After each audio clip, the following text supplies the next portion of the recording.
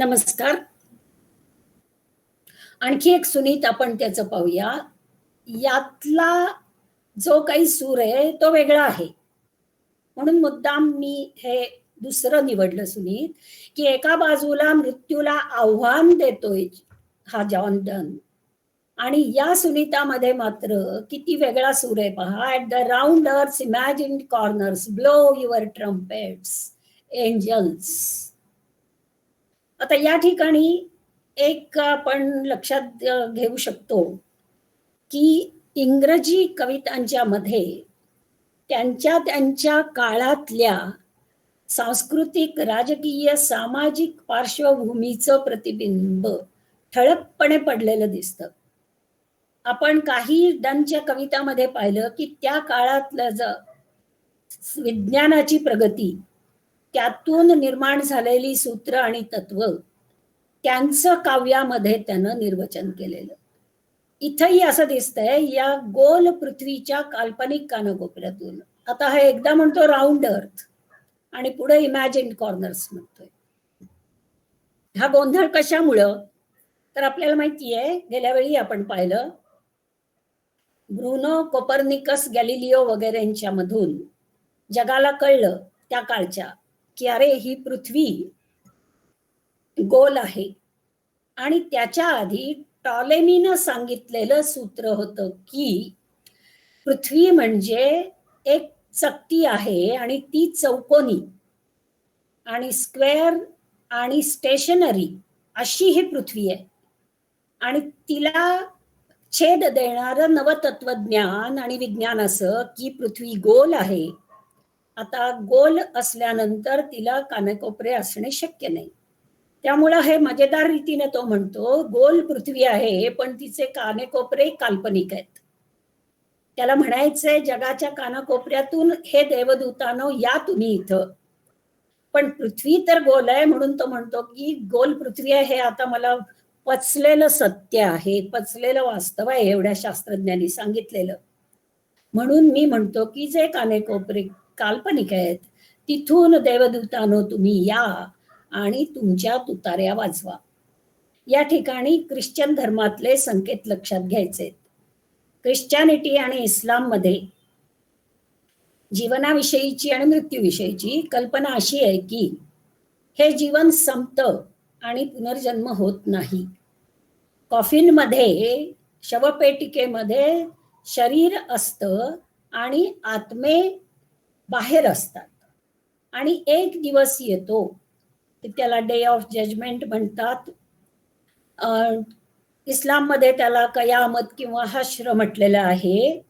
तर त्या दिवशी, या डे ऑफ जजमेंटच्या दिवशी देवदूत तुतार्या वाजवतात आणि सांगतात की चला उठा.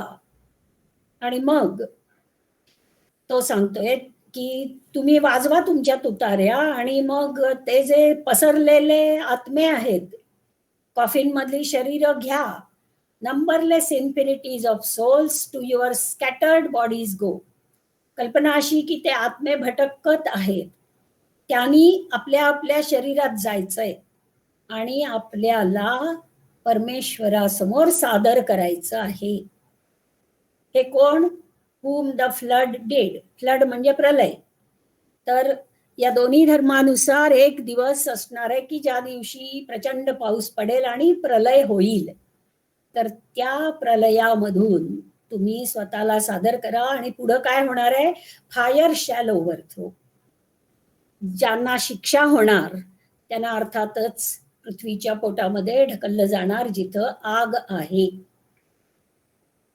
आणि मग त्यांनी वर्णन केलंय हे मेलेले जे लोक आहेत ते कशा कशामुळे मेलेत ते मगाशी तर त्यानं सांगितलंच होतं.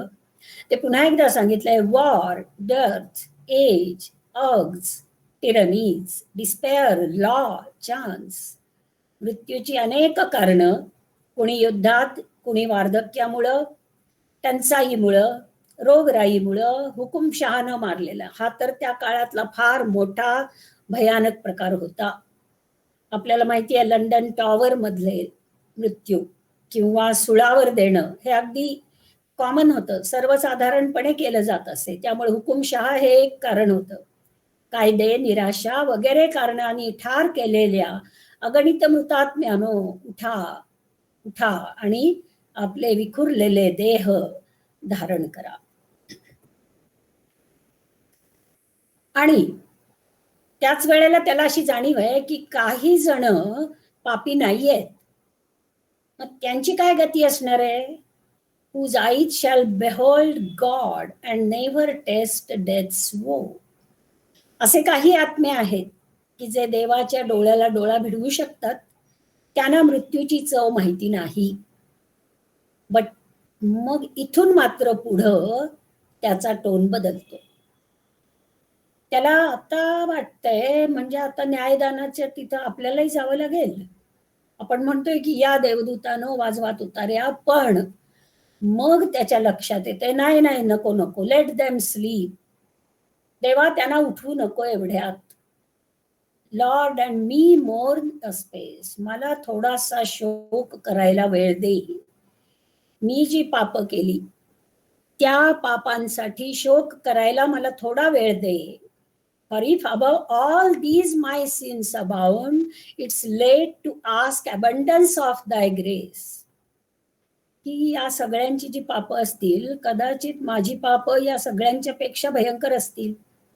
आणि मग when we are there, मी तिथं तुला भेटल्यावर तुझी बरीच कृपा लागेल मला माझी एवढी सगळी पाप फेडायला. नको मग ते नको, तसं थांब जरा, एवढ्यात हे निर्णय देऊ नको. Here on this lowly ground teach me how to repent. इथं शिकव मला की पश्चाताप कसा करायचा. आणि आपल्याला माहिती आहे जीजसचं एक वचन आहे की पश्चातापातून पापाचं परिमार्जन होऊ शकतं. आणि म्हणून त्यांनी म्हटलंय की मला पश्चाताप करायला शिकव. आता हे शिकव म्हणण्यामध्ये एक वेगळीच भावना आहे की पश्चातापानं पाप फिटेल हे खरंय, पण तो कसा करायचा ते तरी कुठं माहिती आहे. पापाचा भार इतका आहे की मला पश्चाताप म्हणजे काय अजून माहित नाहीये. ते तूच शिकव. आणि हे तुला आण आहे, तू निर्माण केलंयस. That's as good as if thou had sealed my pardon with thy blood. आणि आपल्याला माहिती आहे ख्रिश्चॅनिटी मधली कल्पना की जीझसच्या रक्तानं मानव जातीची पाप धुतली जाणार. आणि म्हणून त्यांनी म्हटलंय की जसं एक इथं धुतलं जाणं अशी कल्पना न वापरता त्यानं म्हटलंय की सील होईल. माझ्या क्षमेवर तुझ्या रक्तानं शिक्कामोर्तब केल्यासारखं होईल. जो आपण शिक्का ठासून मारत असतो ठसा, तर हे केव्हा होईल? मी जेव्हा पश्चाताप करीन. आणि मला केव्हा पश्चाताप करता येईल? तू जर मला शिकवलंस तर मला पश्चाताप करता येईल. एवढी वैकल्य म्हणतो आपण, विकलता अशी त्याच्या मनाची आहे. तर अशा प्रकारचे हे डनच्या मानसिकतेचे आणि त्यामुळे त्याच्या काव्यात उतरलेले अनेक पैलू आपण पाहिले.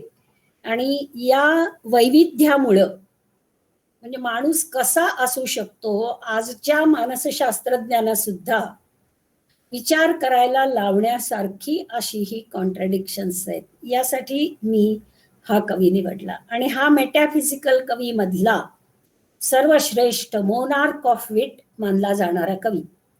याच्याप्रमाणे आणखीही काही कवी मेटाफिजिकल अशा प्रकारचे होते. या जॉर्ज हर्बर्टचं एकच वाक्य फक्त पाहिलं तरी कल्पना येईल. Life is half spent before we know what it is. वैश्विक सत्यच सांगितलंय त्यानं. निम्म आयुष्य गेल्यावर काय आहे जीवन हे कळायला सुरुवात होते. त्याच्याही कविता आकर्षक आहेत.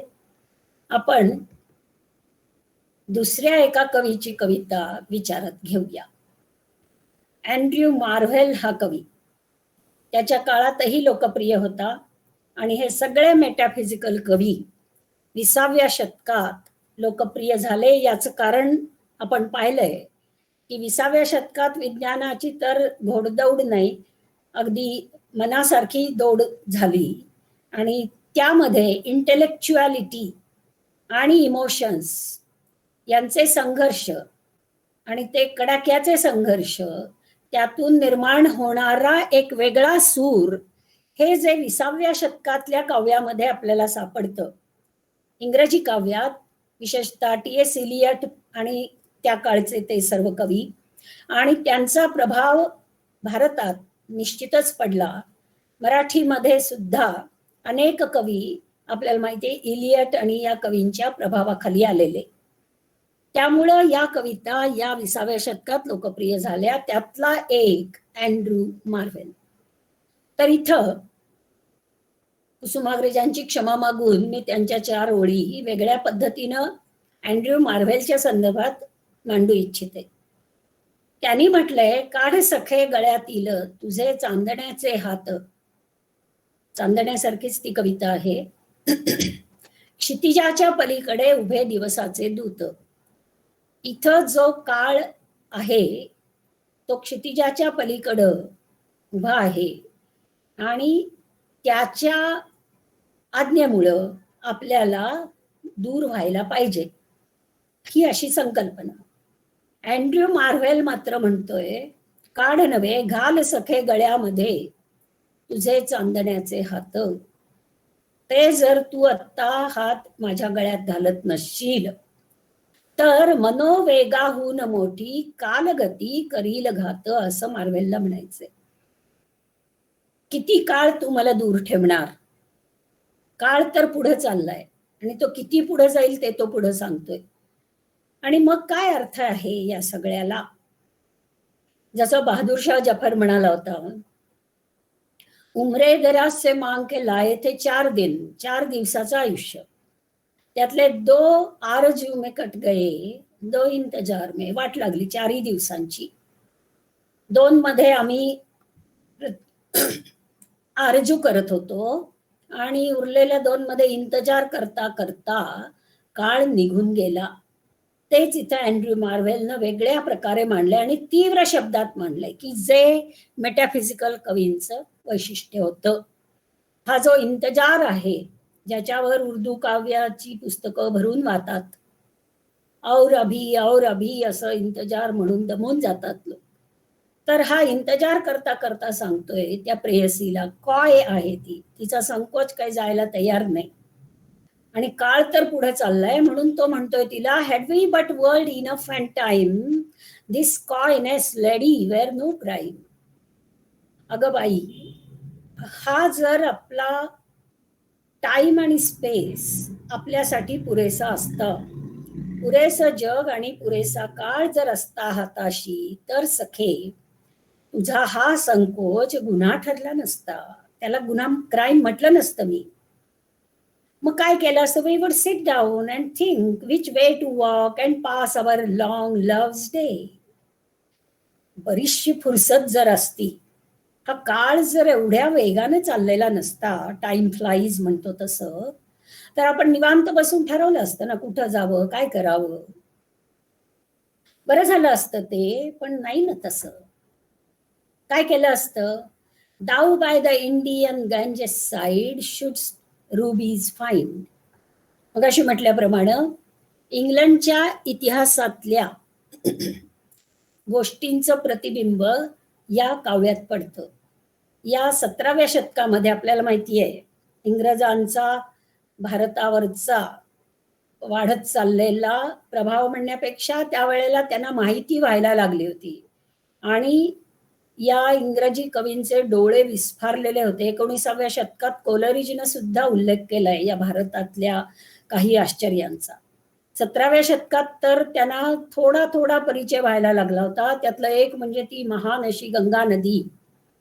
आणि भारत हा रत्न माणकांचा देश आहे, जे काही काळापुरतं खरंही होतं, खोटं नव्हतं त्यात. ते घेण्यासाठीच तर त्या सगळ्यांची पावलं इथं पडली. तर ती जाणीव हा मार्व्हेल दाखवतोय. आणि आपल्याला माहितीये की हे 17व्या शतकातले कवी या सगळ्याच प्रतिबिंब आपल्या काव्यामध्ये दाखवतात. तर तू भारतातल्या गंगेच्या काठी रत्न माणकं वेचत असतीस आणि मी मात्र I by the tide of Humber would complain. मी इथं माझ्या व्यथेची गाणी गात बसलो असतो, निवांतपणाच होता ना, सावकाश भेटलो असतो आपण भारतात किंवा इंग्लंडमध्ये. आणि एवढा जर वेळ हाताशी असता तर I would love you 10 years before the flood. घाई काय होती मग? प्रलयाच्या आधी 10 वर्षापर्यंत मग मी तुझ्यावर प्रेम केलं असतं. हे जर तर आहे, सब्जंक्टिव्ह मूड आहे. पण प्रत्यक्षात तसं नाहीये. प्रत्यक्षात मग तो हिशोब मांडतोय. जर मी हे प्रियाराधन करताना तुझी स्तुती करायला लागलो, तर त्याचं गणित बरंच कच्चं किंवा पक्कं म्हणू आपण. 100 years should go to praise thine eyes. ही मेटाफिजिकल काव्याचं वैशिष्ट्य असलेली अतिशयोक्ती. तुझ्या डोळ्यांची स्तुती करायला आणि फोरहेड गेज, तुझ्या ललाटाकडे पाहायला शतकं लागतील. 200 to adore each breast but 30,000 to the rest. 2 शतकं वक्षाच्या स्तुतीला, आणि तुझ्या एकूण स्तुतीसाठी काय हिशोब करतोय कोण जाणे, पण तो म्हणतो 30,000 वर्ष लागतील. आणि थोडक्यात काळ काय आपल्या प्रेमासाठी थांबत नाहीये. An age at least to every part and the last age should show your heart. प्रत्येक भागाला 1 शतक, आणि मग तुझं हृदय जाणेपर्यंत अंतिम शतक उजाडणार. केव्हा प्रेम करणार? आणि काय झालंय की हे सगळं मी बोलत असताना at my back I always here times winged chariot hurrying near. मला तो त्या रथाचा आवाज ऐकायला येतोय. त्या रथाला पंख आहेत, काळाच्या रथाला, आणि तो इतक्या वेगानं चाललेला आहे, गगनगामी असा तो रथ आहे. हे झालं वर्तमानातलं, आणि त्यामुळं मला समोर दिसतं आहे शाश्वताचं विराट वाळवंट. Yonder all before us lie desserts of vast eternity. काळ अनंत आहे याची जाणीव, ही कल्पना त्याच्याकडं आहे, आणि म्हणून तो म्हणतो की शाश्वत आहे पण ते विराट आहे आणि ते वाळवंट आहे. अशा या वाळवंटात हा काळाचा रथ इतक्या वेगानं जात असताना तू असा संकोच करून आपलं प्रेम बाजूला सारतेस. हे काही बरोबर नाही. मग काय होणार? वाट पाहत पाहत पाहत एक दिवशी मृत्यू येणार, आणि त्यावेळेला काय असेल? Thy beauty shall no more be found. तुझं हे सौंदर्य त्यावेळेला असणार नाही. त्यांना आणखी भेदक अशा सुरामध्ये बऱ्याच गोष्टी सांगितल्यात की आता तू जे काही अगदी जपून ठेवायचा प्रयत्न करतेस ते सगळं किडे खाणार आहेत, कबरीमध्ये जाणार आहे. नॉर इन दाय मार्बल व्हॉल्ट शॅल साऊंड माय इकोइंग सॉन्ग. आणि ती कबर समजा संगमरवरी जरी असली तरी तिथं तुझं सौंदर्य असणार नाही, आणि माझ्या गीताचे प्रतिध्वनी काही तिथे उमटणार नाहीत. The grave is a fine and private place. एकांत आहे तिथं, वादच नाही. But none I think do there embrace. कबर ही चांगली एकांताची जागा असेल खरी, पण मला वाटतं बहुधा तिथं कोणी प्रेम करत नाही. तेव्हा जे काही प्रेम करायचं असेल ते आत्ताच केलं पाहिजे. आजचा आनंद महत्वाचा आहे. कार्पे डीम असा जो शब्द आहे, ही संकल्पना पाश्चात्य परंपरेतली, की समोरचा क्षण तोच फक्त खरा. पुढचा क्षण म्हणजे जे उर्दू काव्यात सुद्धा सांगितलंय, विगत कल बीत चुकास आनंद. उद्याचा कल आलेला नाही, कालचा तर गेलेला आहे. करो मत उसकी चिंता आज, आज यदि कटता है सानंद. तेव्हा या दोन्ही कलची पर्वा न करता समोरच्या क्षणाचा आनंद घे, हे सांगणाऱ्या सगळ्या भाषातल्या कविता आहेत. तेच त्यानं इथे शेवटी समारोपा दाखल सांगितलं आहे. Thus though we cannot make our sun stand still. सूर्याला आपण थांबायला सांगू शकत नाही किंवा त्या काळाच्या रथाला थांबवू शकत नाही, पण त्यानं सुंदर कल्पना केली आहे, we will make him run. त्याला थांबवू शकत नाही, पण त्यांना वेगानं धावायला लावू शकतो. म्हणजे काय? तर जर आपण हा प्रेमाचा आनंद घेत असू तर सूर्य जणू काही वेगानं धावतोय अशा प्रकारे काळ पुढं जाईल. म्हणजे आपल्याला माहिती आहे जे आईन्स्टाईनने पुढे सांगितलेली रिलेटिव्हिटीची कल्पना, physical time, psychological time, physical time जो घड्याळात किंवा कॅलेंडरमध्ये असलेला असतो, तो एका विशिष्ट वेगानंच जात असतो. म्हणजे परीक्षेच्या हॉलमधले 3 तास अवघड पेपर असेल तर फार सावकाश जातात. पण तेच 3 तास एखाद्या थिएटरमध्ये चांगला चित्रपट, नाटक बघताना 3 तासाचे तेवढेच 60 x 3 इतकी मिनिटं असून सुद्धा किती लवकर जातात. हा सायकोलॉजिकल टाइम. तर त्या प्रकारे आपण सूर्याला जरी थांबायला लावू शकलो नाही, तरी तो सूर्य वेगाने धावू शकेल असा आनंद आपण घेऊ शकतो. अशा प्रकारची ही मेटाफिजिकल मार्व्हेलची कल्पना आहे. तर इथपर्यंत आपण मेटाफिजिकल कवितेतले नमुने पाहिले आणि आता मला भावलेली जॉन मिल्टन या कवीची एक कविता मला घ्यायची आहे. आणि जॉन मिल्टन अगदी वेगळ्या प्रकारचा म्हणजे आदरणीय असाच माणूस. हे जे चित्र आहे हे अतिशय समर्पक आहे. हा कवी ज्ञानाचा उपासक होता. 17वं शतक जे वैशिष्ट्यपूर्ण होतं इंग्लंडच्या इतिहासात, ती सगळी वैशिष्ट्य या मिल्टनच्या व्यक्तिमत्वामध्ये आपल्याला दिसतील. हातात मेणबत्ती घेऊन तो पुस्तकं वाचतो आहे, इतकी आजूबाजूला पडलेली पुस्तकं. याचं वैशिष्ट्य म्हणजे यानं आपल्या जीवनात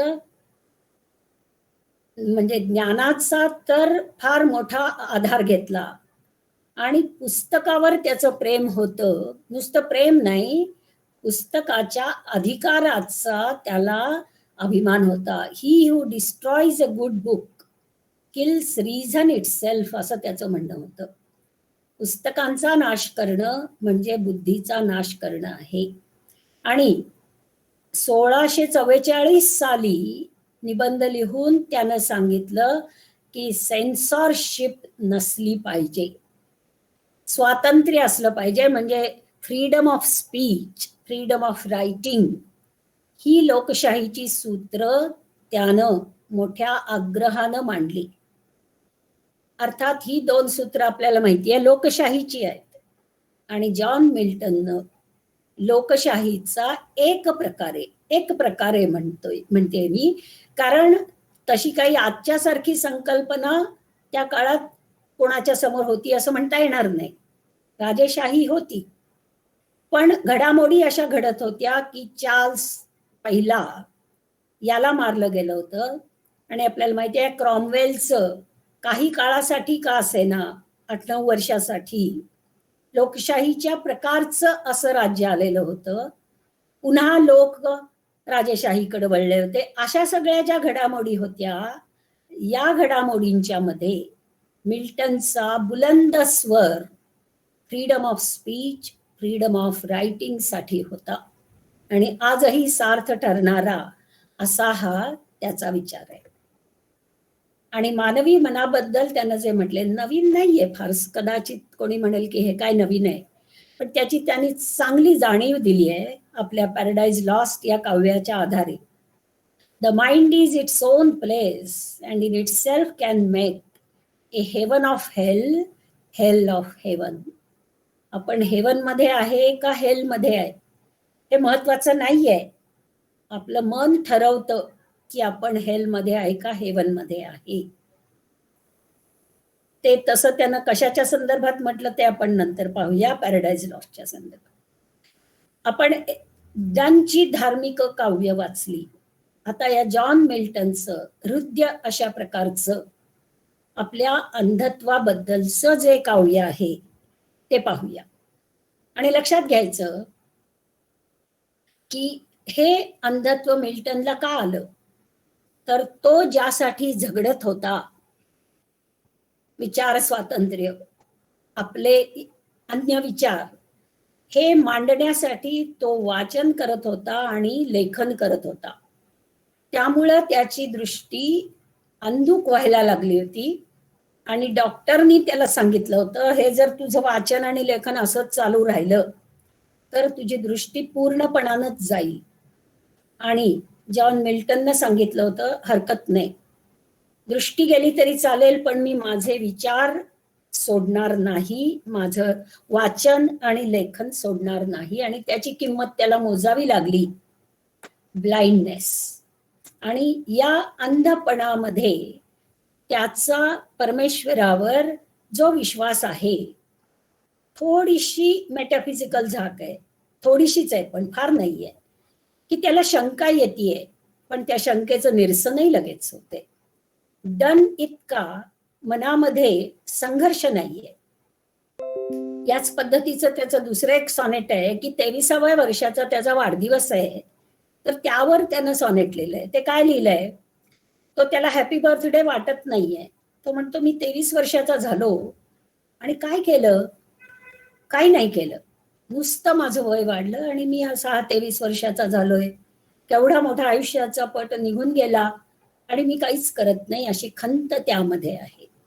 इथं वेगळ्या प्रकारची खंत आहे. तो म्हणतो, when I consider how my light is spent और half my days in this dark world and wide. माझ्या डोळ्यातलं तेज निघून गेलं, निम्म सुद्धा आयुष्य झालं नाहीये, आणि जग कसं आहे, डार्क आणि वाईड. जग एवढं विशाल नसतं तरी ठीक होतं, आणि एवढं डार्क माझ्यासाठी झालं नसतं तरी ठीक होतं, पण तसं ते झालंय. That one talent which is death to hide lodged with me useless. इथं ख्रिश्चन धर्मातली एक कल्पना लक्षात घ्यायची, की परमेश्वर माणसाला जगात पाठवतो. अर्थात हा धार्मिक विश्वास आहे. आज या विश्वासाला किती पाठिंबा देतील ही शंका आहे, पण हा त्या काळातल्या धर्माच्या एका भागाचा हा विश्वास आहे. टॅलेंट, इथं टॅलेंटवर श्लेष आहे. टॅलेंट हे त्या काळातलं एक नाणं पण होतं. एक गोष्ट बायबल मधली अशी आहे, की एक व्यापारी आपल्या नोकरांना प्रवासाला जाताना प्रत्येकी एक टॅलेंट देतो आणि सांगतो, मी परत येईपर्यंत या टॅलेंटचा योग्य वापर करायचा आणि मला दाखवायचं की तुम्ही त्या टॅलेंटनं काय केलं. तशा प्रकारे कल्पना अशी, की परमेश्वर प्रत्येक माणसाला या जगात पाठवताना त्याला एक टॅलेंट देतो. इथं टॅलेंट म्हणजे बुद्धिमत्ता, एक फॅकल्टी, आणि तिचा वापर करून त्या माणसानं जे काय केलं असेल ते परमेश्वराला न्यायदानाच्या दिवशी, डे ऑफ जजमेंटला दाखवायचं. आणि म्हणून मिल्टन म्हणतोय, मला माझ्या कवित्वाचा टॅलेंट मिळालाय, आणि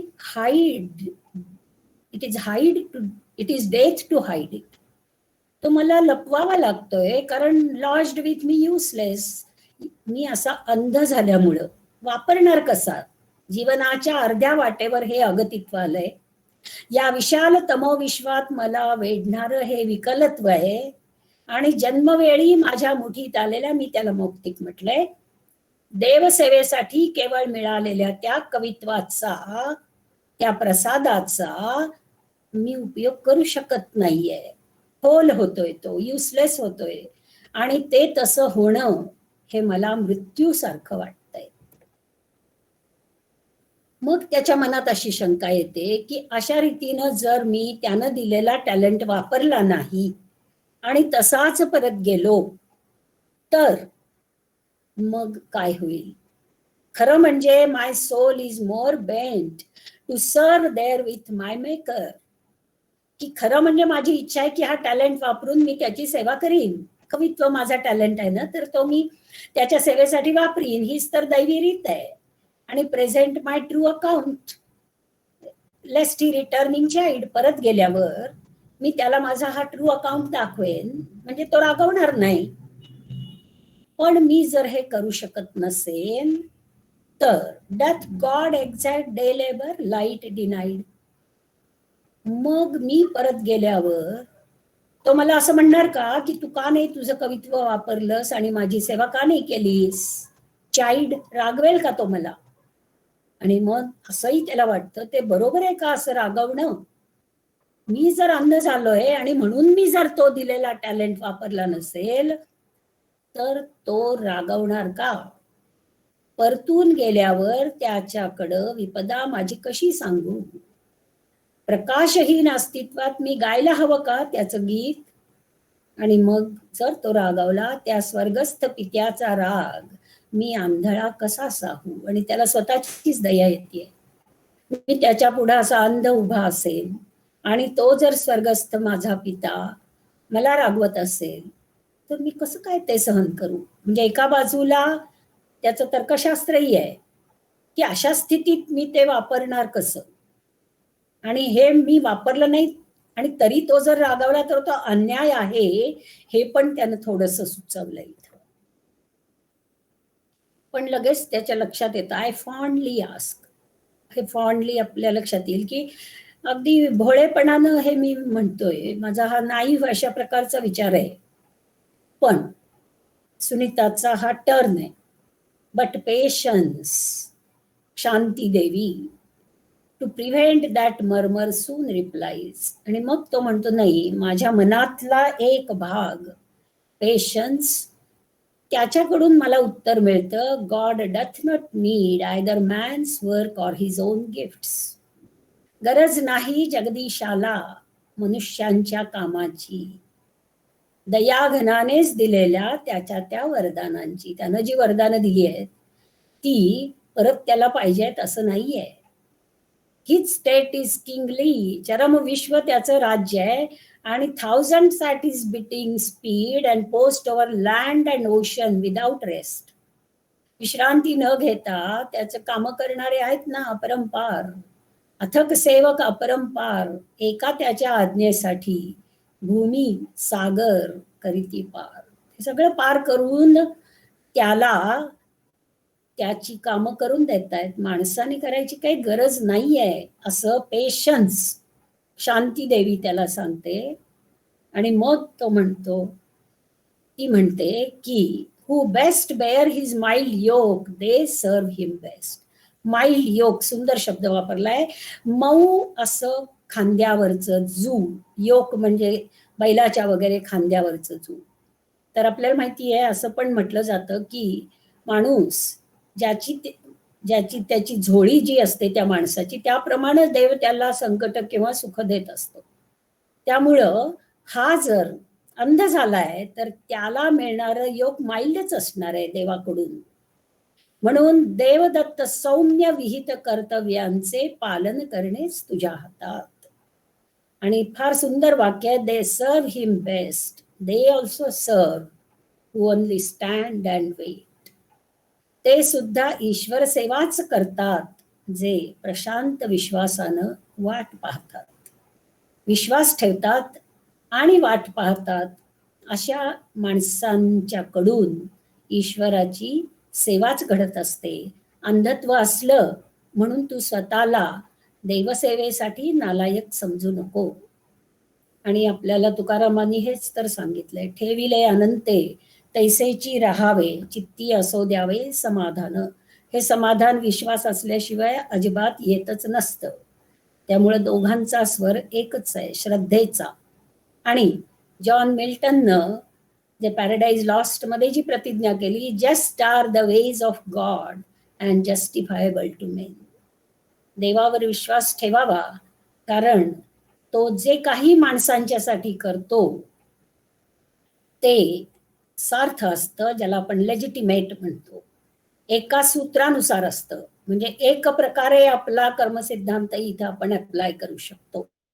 तेव्हा जॉन मिल्टनचा या प्रकारे आपण एक कविता पाहिली जी खऱ्याखुऱ्या श्रद्धेचं दर्शन घडवणारी आहे. तर माझी कल्पना अशी आहे की हे 17व्या शतकापर्यंत मला भावलेल्या कविता मी मांडल्या. 18वं शतक हे काही काव्यासाठी प्रसिद्ध नाही, गद्यासाठी प्रसिद्ध आहे.